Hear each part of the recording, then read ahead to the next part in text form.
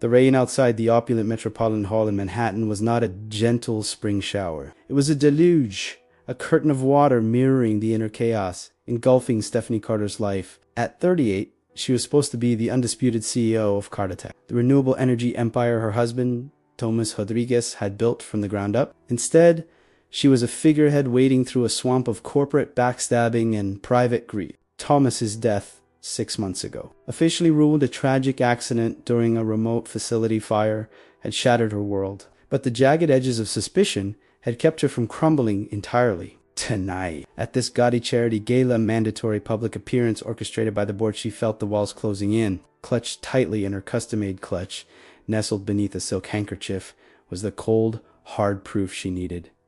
A thumb drive containing Thomas's final, encrypted correspondence. It implicated the chief operating officer, David Miller, a man in his early 40s with a smile as calculating as his quarterly reports.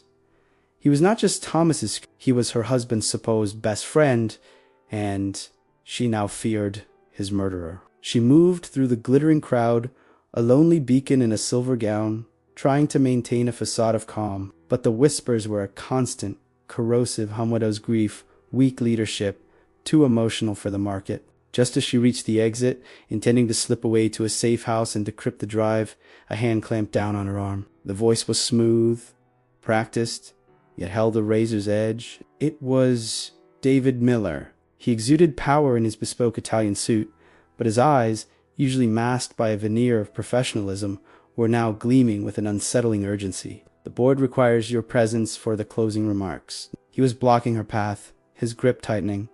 She instinctively I have a headache, David. She attempted to pull free, her heart pounding a frantic rhythm against her ribs. Then, from the shadows near the coat check, a figure emerged. Taller than David, clad in simple civilian clothes, jeans, and a black thermal shirt. He didn't belong in this sea of tuxedos. He was rugged, mid-30s, with a weary but focused intensity in his eyes. This was Michael Brown, an FDNY firefighter, currently on administrative leave after a particularly gruesome blaze that had claimed a life he couldn't save. He had been quietly observing the high society spectacle, a self-imposed assignment to remind himself of the world he was supposed to protect. When he saw the clear distress in the woman's eyes, he wasn't looking for trouble, especially not tonight. But the scene was a textbook escalation of a nonverbal plea for help. He walked deliberately toward them. "Excuse me, sir," Michael said, his voice low and steady, an authoritative baritone used to commanding attention over roaring flames. "There's an issue with your vehicle. The valet sent me to find you." David's attention momentarily fractured. "What? My Maybach? Impossible." He released Stephanie's arm, his focus shifting to the threat of damage to his prized possession. Stephanie didn't hesitate. This was her only chance. She shot a look of pure gratitude at Michael, a silent agreement passing between them, before seizing the opportunity and bolting for the doors. David, realizing the ploy immediately, turned back, a snarl replacing his polished grin. You piece of street trash. You ruined it." But Michael merely stood his ground, his powerful firefighter's frame serving as an immediate obstacle. "She's gone. And for the record, I saw you lay hands on her." David, recognizing the formidable challenge and more concerned with the thumb drive than a physical confrontation in public, spat out a threat and hurried toward the main entrance, pulling out his phone to call his own security team. Stephanie ran blindly into the downpour, stumbling onto a deserted side street, her high heels useless against the slick pavement. A moment later, Michael caught up, grabbing her wrist, not with aggression, but to steady her. "We need to move." Now, they scrambled into a beat-up, dark-colored pickup truck, Michael's personal vehicle parked inconspicuously a block away. As he slammed the door and sped away from the glittering, treacherous lights of the city, Stephanie finally allowed herself a shuddering breath. "Thank you," she managed, her voice trembling. "I owe you everything." Michael's face, illuminated by the harsh streetlights, was all business. "I'm a firefighter, ma'am. I know a danger signal when I see one. You're bleeding, and we're still too close to their perimeter."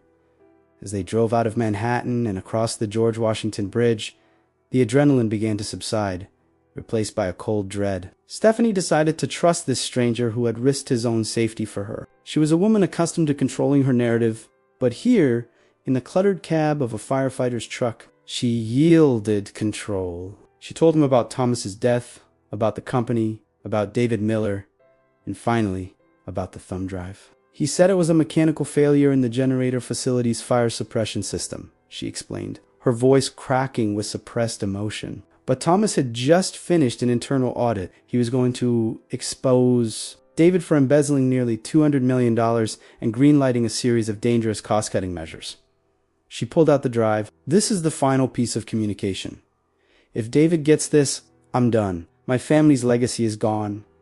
Michael listened intently, his expression unreadable, focused on the road. He wasn't a detective, but he knew the smell of smoke and corruption were often interchangeable. "My name's Michael Brown," he said, finally introducing himself properly as they hit the New Jersey Turnpike. "We're heading upstate to a quiet corner where I grew up." He paused, his eyes meeting hers briefly in the rearview mirror. "I know a private residence that's practically invisible. It belongs to Martha Baker, a kind of foster mother to half the town. She won't ask questions. You need to keep this evidence safe." Meanwhile, back in the city, the true depth of Stephanie's peril was being revealed. David Miller was in a hidden office, his expensive phone pressed to his ear, his face a mask of cold fury. Across from him sat a woman sipping champagne, her posture elegant, her expression detached. Jessica Sanchez, Stephanie's younger sister, 36 years old, the perpetual underdog, the one who always felt overlooked by their father, Thomas's business partner. She slipped out David. Jessica's tone was laced with condescending disdain. David slammed his hand on the desk, rattling the crystal glasses. "It was that damn fireman," he interfered. "But it doesn't matter. I have eyes on her credit cards and her phone signal. She's heading north. Desperate women are dangerous." David, Jessica mused, crossing one perfectly manicured leg over the other. "But I have her number. I always have." Stephanie's always been driven by two things: loyalty to the Cardaneum and pure, naive trust in the people closest to her. She thinks I'm her confidant, her ally in this messy succession. She's already called me twice, tearfully asking for help. She finished her champagne in a single cold gulp. "I'll worry about retrieving the evidence and making sure I am the one who ends up as the majority shareholder. Daddy always said I had the killer instinct." David, mollified by Jessica's confidence and chilling determination, smirked. "You're brilliant, Jessica. Far more suited to this empire than your simpering sister. We'll split the spoils."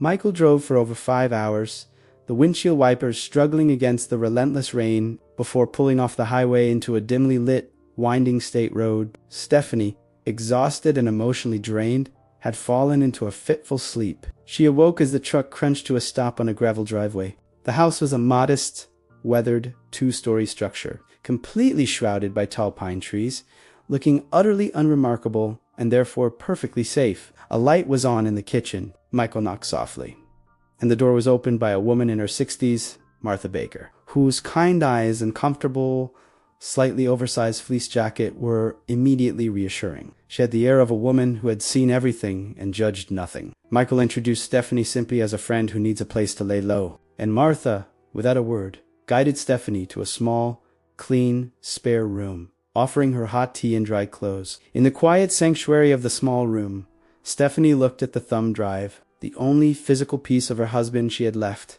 and felt a wave of despair. "I don't know how to decrypt this," she admitted to Michael, who was waiting outside her door. "I'm a CEO, not a coder." Michael leaned against the door frame, his silhouette broad and comforting. "It's okay, Stephanie. I've been on the street, and I've been in a fire suit. Right now, your priority is to rest. I know a guy, a retired tech head from my old precinct. Give me 24 hours to reach out to him.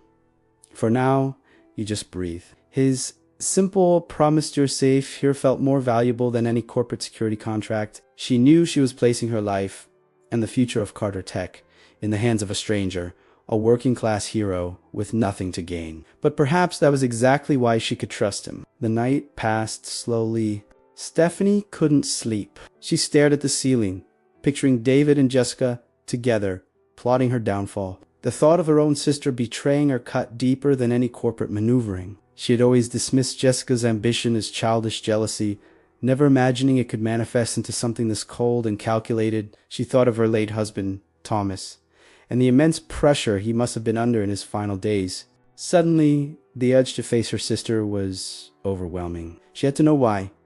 She had to fight for her father's legacy. She found Michael awake in the living room, nursing a cup of coffee. "I need to go back," she stated, her voice determined, though she felt the fear gnawing at her. "I have to meet Jessica. She's offered to help me. I know it's a trap, but I need to see her face." Michael immediately rose, his brow furrowed. "That's reckless." Stephanie shook her head. "I've been on the defensive for 6 months. I need to take the offensive. I'm going to face her, but I need you to be there. Not as a firefighter, but as a distraction, a shadow."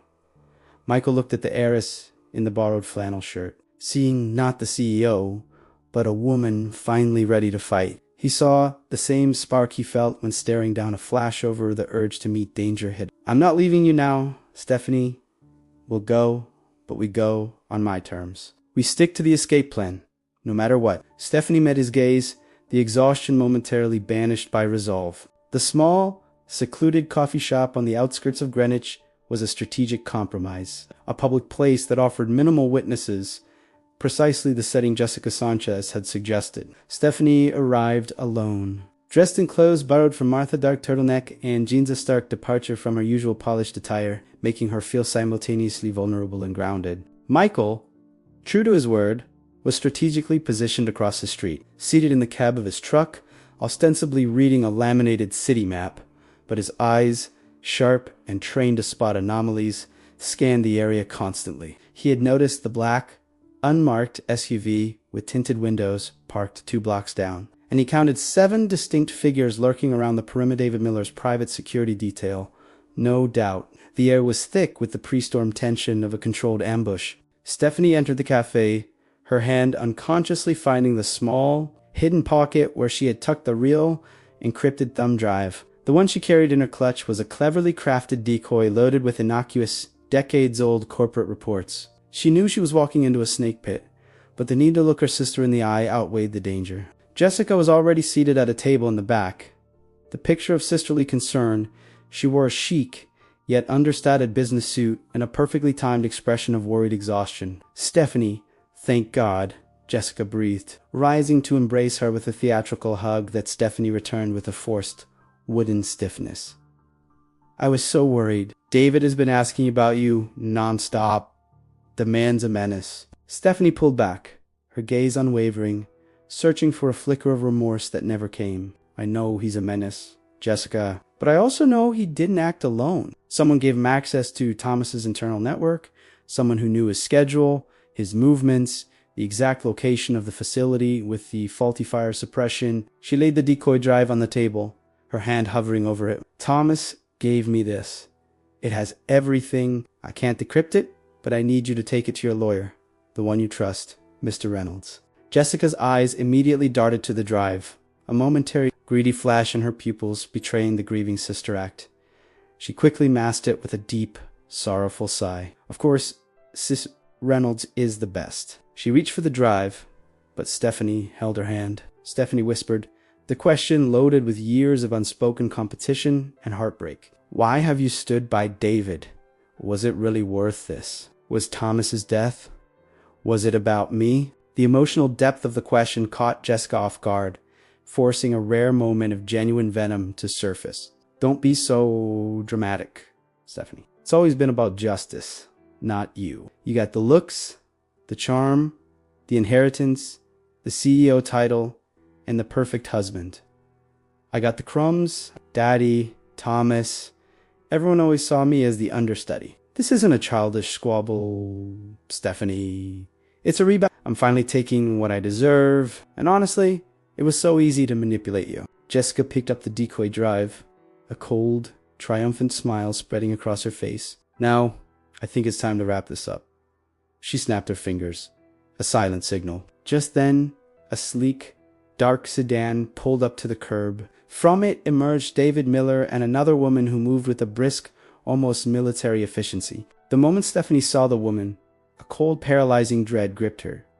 The woman was not just an associate. She looked strangely familiar, carrying a portfolio and an unnerving confidence. Before Stephanie could process the unfolding trap, Michael burst through the cafe door. A human projectile moving with the speed and controlled fury of a man about to breach a burning building. Police. He roared, drawing on his training to create immediate, disorienting chaos. He didn't have a weapon, but the sheer force of his presence, the flash of his badge, a generic fire safety one he kept for emergency access, and the conviction in his voice made several patrons dive under tables. David Miller hesitated for a fatal second, shielding Jessica. David shouted to his security team outside. In that critical moment of confusion, Stephanie felt Michael grab her arm. Move. They bolted through the swinging kitchen door. But before they disappeared, the woman accompanying David Miller looked directly at Michael. Her eyes, cold and hard, locked onto his, and Michael froze. His momentum died instantly, his breath hitching in his chest. It was her. The eyes that had haunted his dreams for the 18 months since her supposed death in a tragic apartment fire he had been assigned to. Laura Perez, his wife, the woman he had mourned, whose ashes he had carried, whose ghost he wrestled with every night. She wasn't just alive, she was standing next to his nemesis, holding a briefcase, looking perfectly healthy, well-dressed, and utterly indifferent to his shocked presence. The reality hit him like a collapsing beam. He hadn't just lost a building. He had lost his future to a calculated betrayal. Laura didn't flinch. She simply tilted her head, a gesture of almost bored recognition, before turning back to David and Jessica. David, I have the key. Let's get out of here. The fireman's loose. Her voice was devoid of any warmth, a chilling, professional dismissal that cut deeper than any flame. Stephanie dragged Michael through the back alley, his body moving on autopilot, his mind shattered.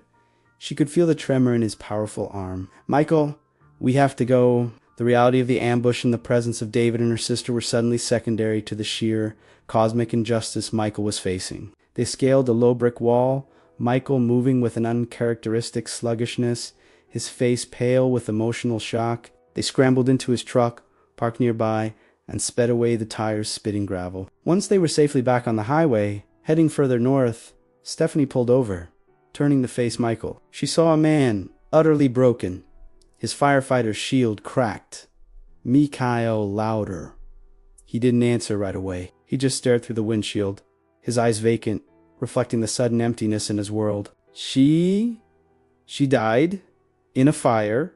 I was on the team. I carried her out, he whispered, his voice hoarse, the memory an agonizing replay.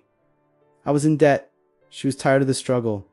She said she didn't want to be the reason I couldn't progress. She told me she loved me, but she faked her death. The abandonment he felt was a physical weight heavier than any gear he'd ever worn. The loss, the grief, the guilt he had carried for the last 18 months had been based on a malicious, self-serving lie. Stephanie, who had been grieving the loss of a husband and the betrayal of a sister, realized their situations were terrifyingly parallel. The fire, she murmured, a terrifying thought clicking into place.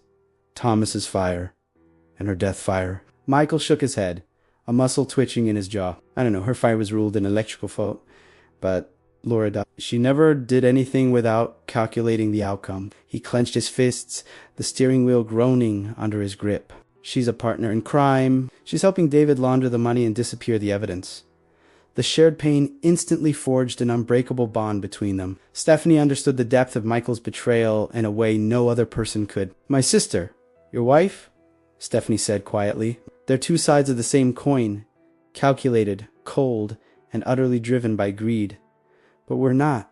We're going to fight them. We have the real thumb drive, and now we know all the players. This isn't just about Thomas's legacy anymore, Michael. It's about truth. Michael finally looked at her, the despair slowly giving way to a fierce, rekindled resolve. The man who had been crippled by guilt was now given a righteous, searing anger. She didn't kill me in that fire, but she tried to bury me. Now I'm digging myself out. I'm in. Stephanie. Meanwhile, back in David's office, the air was thick with the scent of expensive cigars and temporary victory. Jessica was smugly examining the decoy thumb drive. Predictable! Absolutely predictable! She crowed, tossing the drive onto David's desk, a bunch of meaningless files. She's desperate. David, however, was preoccupied. That firefighter. He's troubled. Jessica. He recognized Laura, We need to tie up that loose end immediately. Laura, seated calmly, pulled a detailed file from her briefcase. Michael Brown is an easy target. He's predictable, emotionally driven, and currently struggling with administrative probation. I faked my death to sever our legal ties, collect the settlement, and move on. He means nothing now. Let him chase shadows. We have the evidence. The deal is sealed. Jessica's voice trailed off into a calculating discussion of their illicit gains. The focus was firmly back on the money, the ultimate prize that had driven all the emotional devastation. They toasted their premature victory with glasses of the finest single malt scotch, unaware that the real evidence and the man who was now utterly unburdened by grief were mobilizing against them. The real thumb drive, the one Stephanie had carefully hidden and protected with her life, was now plugged into a heavily modified laptop humming softly in the basement office of Martha Baker's house. Michael had reached out to his former precinct contact, not the tech head, but a retired IT specialist named Frank, who owed Michael a significant life-saving favor. Frank had worked for 29 hours straight, fueled by Martha S.E. strong coffee and an old-school disdain for corporate cheats. Finally managing to break the complex, multi-layered encryption Thomas Rodriguez had used, Stephanie and Michael hovered anxiously as the final folder unlocked, expecting a spreadsheet, a coded ledger, or a damning financial transfer record. Instead, the screen filled with Thomas Harrington's familiar, warm, yet deeply weary face. It was a video message, dated 3 days before his reported death. If you are watching this, my dearest Stephanie Thomas, begin, his voice raspy. It means my plan is in motion, and you've survived the initial chaos. He looked directly into the camera, his eyes filled with immense sadness. My accident wasn't an accident. David Miller was working with an internal forces snake in our own home to poison me slowly, hoping my death would be seen as a natural decline, giving them time to liquidate our assets. I discovered their plan when I found their chemical residue in my evening tea. I was dying, but I wasn't going to let them win. I didn't want you, my daughter, to mourn me and then fight a devastating corporate war. The revelation hung heavy in the air, a shocking, liberating truth. Thomas explained that the fire at the generator facility, the one Michael had been implicated in, was a massive, carefully staged distraction. He revealed he had a sanctuary, a fully stocked bunker, far from the city, secured years ago as an emergency retreat. The key to everything, Thomas said, holding up a tarnished silver compass, is waiting at the highest point of our original test facility near the outer. Confine me, my love,